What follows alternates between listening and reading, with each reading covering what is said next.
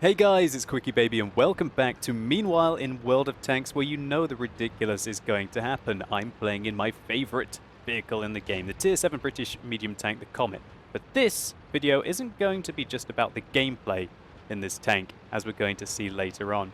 I'm in a lovely matchup here. When I saw this, I thought it was Christmas, literally. Only 4 top-tier vehicles on the enemy team, and I'm playing on Mines, a map where I can dominate the center, if I can take it. So I'm dissuading this T-34 from trying to come up onto the hill. Put one into him, put one into another T-34, and then follow it up using the amazing rate of fire on this gun to hit 3 vehicles in the first 40 seconds of the game. And now a Tiger, make that 4 vehicles, wow, 1 into each. And that is a play that we're going to have to watch out for, that Tiger. When a Tiger is top tier in a matchup like this and there aren't any self-propelled guns on either of the teams, well, that's a very deadly tank. With that 88mm and a fantastic rate of fire and enough armor and health specifically to be able to weather a storm, to dish out the damage that it can do, it's a serious threat, and I wanted to try and hunt that guy down. But first things first, I'm going to try and extend some vision using these bushes here. I managed to spot an SU-100 and a Cromwell, and I take a shot at it. I take 2 shots at it. And oh my lord, now an OI appears on my left from the bushes as I decide to start shooting this Comet. I put a couple of rounds at him, but can you believe that there was a tier 6 Japanese heavy tank sitting in base, hiding himself into those bushes so darn well. I was super lucky there that my tracks, I believe, absorbed that shot. That could have been 700 damage from the AP round that he must have fired at my tank right at the start of this game. But this is why I love the Comet. 12 degrees of gun depression, great rate of fire, and enough penetration if you aim carefully to be able to rip apart your opponents. I adjust my position because I see that the Churchill is getting some easy shots into me, and I don't really want to lose another little bit of health against him. He's just a tier 5 heavy after all, and I'm a top tier medium tank, and I don't want to trade my health with his. Now I put one into the side of the KV-2 here, track him, and then try and shoot this part because I was hoping that I might get a fire, but don't really need to set him on fire. He hasn't got that many hit points as a tier 6 heavy, and our rate of fire has allowed us to dish out 2,081 damage in the first 2.5 minutes of the game. What a great result already if I was to die here for the Comet. Now, it's very important that I get off the hill. I've got 2 heavies that are trying to flank me, so I'm going to, as carefully as possible, get down the slope, slow down a little bit without risking getting shot by either of those rather large caliber guns, and get out of that situation. Fair enough, the Comet might have crazy DPM, but you've got to know when you're facing unfavorable odds, or whether you're going to lose your health for absolutely no reason. And this IS seems to be one of those kind of players. We put one into him, I put the second into his cupola, and unfortunately he slaps the back of my tank with that 122mm main armament, taking off 382 hit points. But still, check out my rate of fire. We can put so many more rounds into him than he can put into us. He bounces one, and then that is all she wrote for the enemy IS. Taking him down, having done 748 damage to him, and only receiving 380. My team finish off the M6, and I decide to move into position to try and start to pressure this Tiger, that guy who I was very worried about at the start of the game. I see he's on half health. I feel confident right now. I've still got 470 hit points left, and he's getting nailed by the Dickomax in base. Unfortunately, I get spotted by the T-34 above me, and so that means the Tiger knows where I'm coming from, and so he manages to get a shot into us, and we don't ambush him. Now the situation's looking really bad as this YOLO T-34 rams down from above. Luckily, he does quite a lot of damage to himself with that ram, and we finish him off with a tidy shot. Good try though, T-34. That looked like it was going to be absolutely heroic. What was that guy's name? Sexy Monster. You nearly got me there, buddy. Good try. That would have been hilarious for the stream. But now I've got myself into a very tricky situation here. I am stuck against a Tiger, and I'm on 59 hit points. He misses, and so I decide that I want to push out. This is just, I'm basically just praying that the Dickomax on my right is going to be able to get a shot into him. But I did not expect that. A crazy shot from the Tiger, as we're going to see here.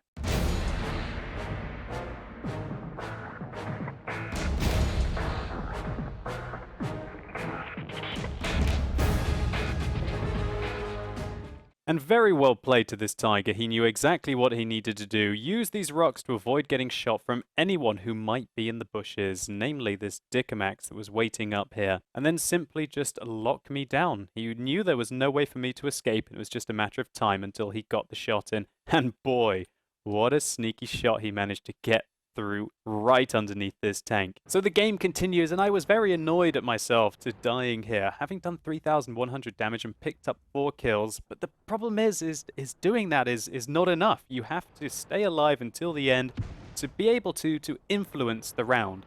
I feel like if I'm still alive, then I can use my knowledge of the map, I can use my knowledge of the capabilities of the enemy tank to assist my team in a more efficient way. But when you die, you're completely out the game. You've got no more influence left in it.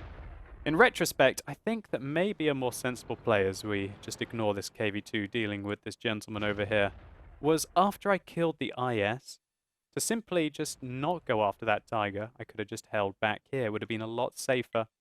And it was that rock, really, that the Tiger was able to hide behind from the Dickomax that I didn't take into account that caused my demise. I think if I'd fallen back and maybe decided to go and flank around this way, or alternatively just wait for the Tiger to try and push across, then it would have been much, much better for me. And my nightmare was coming true as we see 2 tanks on our team fall, the enemy Comets start to play very well, and that OI, that tier 6 Japanese heavy, push out the enemy advance, and the Tiger manages to shut down the KV2 on our team.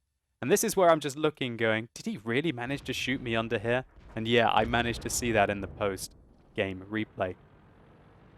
So, luckily for us, the Tiger took out a Tiger, but our hero, the Dickomax, also managed to shut him down. And now this is where the game gets really ugly. Let me just take off my camera for a second so I can explain what's going on. The Cromwell has been giving away our Dickomax's position. He told the enemy team that our Dickomax is an A4, and now he calls him a noob, idiot, dicker. Okay, buddy. Fair enough, you must be frustrated, right? You have... And then, look, the Dickomax is now starting to reply to him, getting into some kind of a slugfest. The Cromwell, again, gives up his position and says, kill him, thanks. Now, fair enough, Mr. Cromwell, where are you? You've picked up 4 kills this game. I know you must be frustrated that you're not going to be able to win this. You've got to ask yourself, is replying like that and berating your team ever going to help? So I tell the Dickomax, hey Dickomax, just keep calm and mute the Cromwell. Ignore him, you got this. Happy face.